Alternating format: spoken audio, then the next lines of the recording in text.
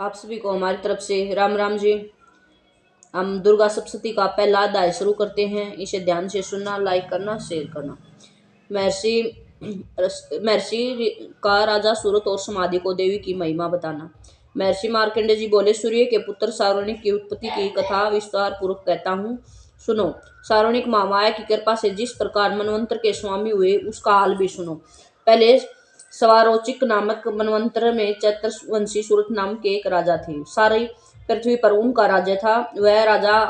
वह प्रजा को अपने पुत्र के समान मानते थे। वे कोलाविदवंशी राजा उनके शत्रु बन गए। दुष्टों को दंड देने वाले राजा सूरत को उनके साथ लड़ाई हुई। कोलाविदवंशियों के संख्या में कम होने पर भी राजा सूरत युद्ध में उनसे हार गए। तब वह अपने नगर में आ गए। केवल अपने देश का राज्य ही उनके पास रह गया। वह उसी देश के राजा होकर राज्य करने लगे, किंतु उनके शत्रुओं ने उन पर वहां भी आक्रमण कर दिया। राजा को बलहीन देखकर उसके दुष्ट मंत्रियों ने राजा की सेना और खजाना अपने अधिकार में कर लिया।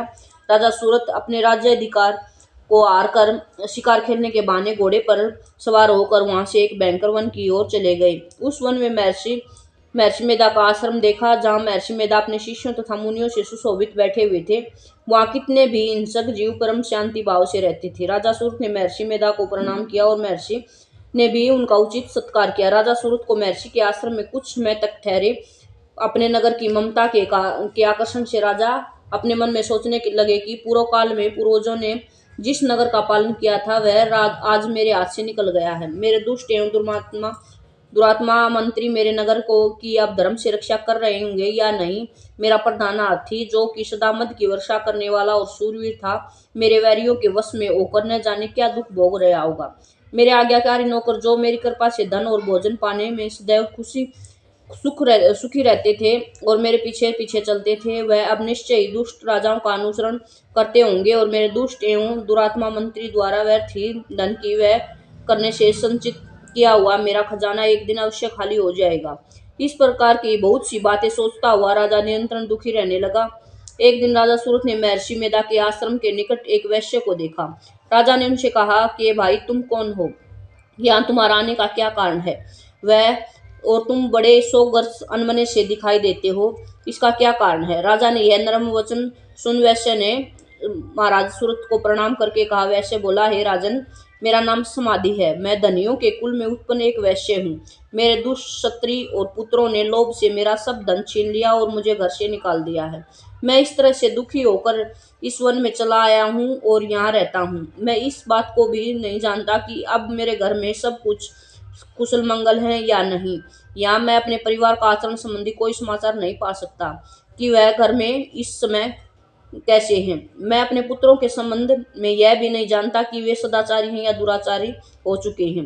राजा बोला कि जिस धन के लोभ इस स्त्री उस पुत्रों ने तुम्हें घर से निकाल दिया, फिर भी तुम्हारा चित्त उनसे प्रेम क्यों करता है? वैश्य ने कहा कि मेरे विषय में ऐसा आपका कहना ठीक है, किंतु मेरा मन इतना कठोर नहीं है कि उन्होंने तो धन के लोभ में पड़कर पितृ स्नेह को त्याग दिया है, मुझे घर से निकाल दिया है, तो भी मेरे मन में उनके लिए कठोरता नहीं आई है। हे मामते, मेरा मन फिर भी उनमें क्यों फंस रहा है, इस बात को जानता हुआ भी मैं नहीं जान सका। मेरा चित्त उनके लिए दुखी है।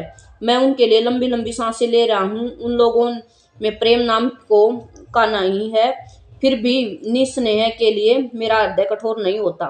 महर्षि मार्कंडेय जी ने कहा कि हे ब्राह्मण, इसके पश्चात महाराज सूरत और वह वैसे दोनों महर्षि मेधा के समीप गए और उन्होंने साथ यथा योग्य न्याय भाषण करके दोनों ने वार्तालाप आरंभ की। राजा बोले कि हे भगवान, मैं आपसे एक बात पूछना चाहता हूँ, जो आप मुझसे कृपा करके मुझे बतलाइए। मेरा मन मेरे अधीन नहीं है, इससे मैं बहुत दुखी हूँ। राजा धनादि की चिंता अभी तक मुझे बनी हुई है और मेरी यह ममता ज्ञानियों की तरह बढ़ती ही जा रही है। और यह समाधि नामक वैश्य भी अपने घर से अपमानित होकर आया है।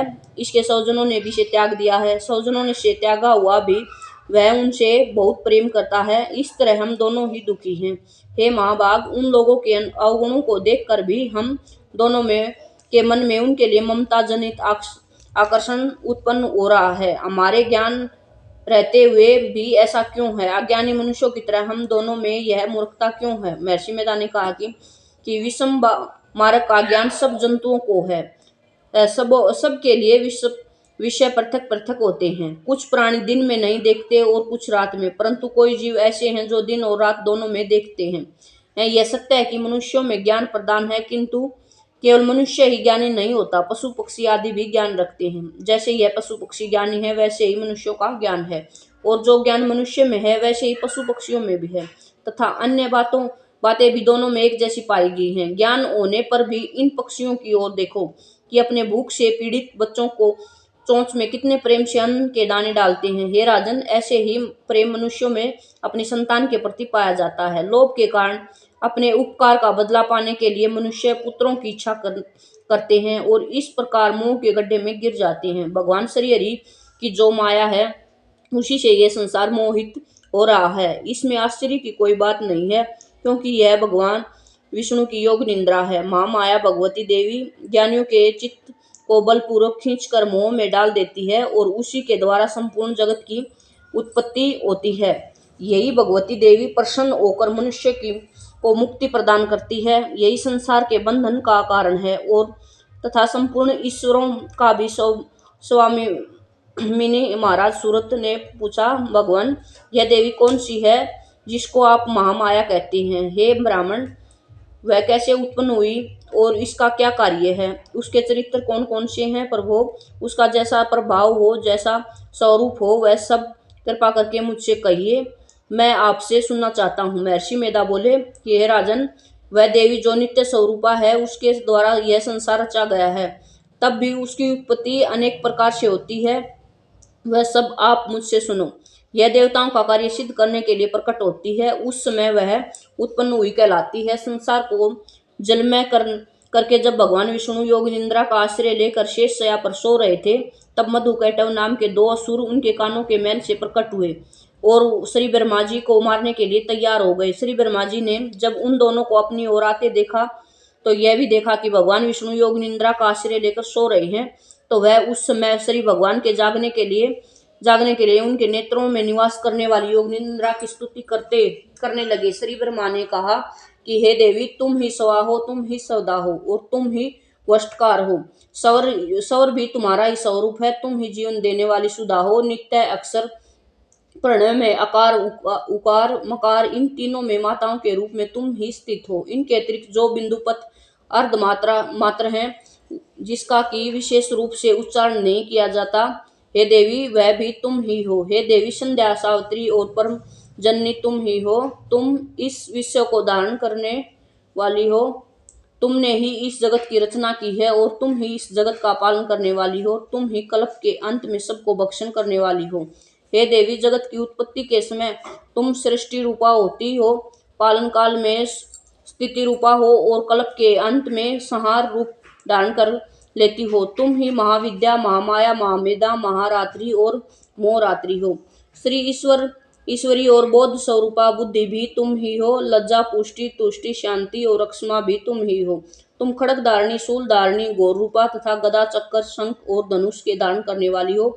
बाण, भुक्षुंडी और परिज्ञा, यह भी तुम्हारे शस्त्र हैं। तुम सौम्य और सौमित्र हो यही नहीं, बल्कि जितनी भी सौम्य तथा सुंदर वस्तुएं इस संसार में हैं, उन सब में बढ़कर तुम सुंदर हो। पर और अपर सबसे पर रहने वाली सुंदर तुम ही हो। हे स्वरूपे देवी, जो भी असत्य पदार्थ है और उनमें जो शक्ति है, वह भी तुम ही हो। ऐसी अवस्था में भला तुम्हारी स्तुति कौन कर सकता है?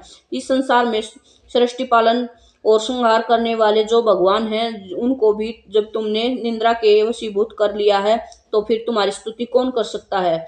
मुझे भगवान विष्णु तथा भगवान शंकर की शरीर को धारण करने वाली तुम ही हो। तुम्हारी स्तुति करने की शक्ति किसमें है? हे देवी, तुम तो अपने इन उदार प्रभाव के कारण ही प्रशंसनीय हो। मधु और कैटव जो भयंकर असुर हैं, इन्हें तो मोह में डाल दो और श्री हरि भगवान विष्णु को जल्दी जगा दो और उनमें इनको मार डालने की बुद्धि भी उत्पन्न कर दो। महर्षि मेधा बोले, हे राजन, जब श्री ब्रह्मा जी ने देवी से इस प्रकार की स्तुति करके भगवान को जगाने तथा मधु और कैटव को मारने के लिए कहा, तो वह भगवान श्री विष्णु के नेत्र, मुख, नासिका, बाहु, हृदय और वक्षस्थल से निकल श्री ब्रह्मा जी के सामने खड़ी हो गई। उनका ऐसा करना था कि भगवान श्री हरि तुरंत जाग उठे और दोनों असुरों को देख, जो कि अत्यंत बलवान तथा पराक्रमी थे और मारे क्रोध के जिनके नेत्र लाल हो रहे थे और जो ब्रह्मा जी का वध करने के लिए तैयार थे, जब क्रोध हो उन दोनों दुरात्मा असुरों के साथ भगवान श्री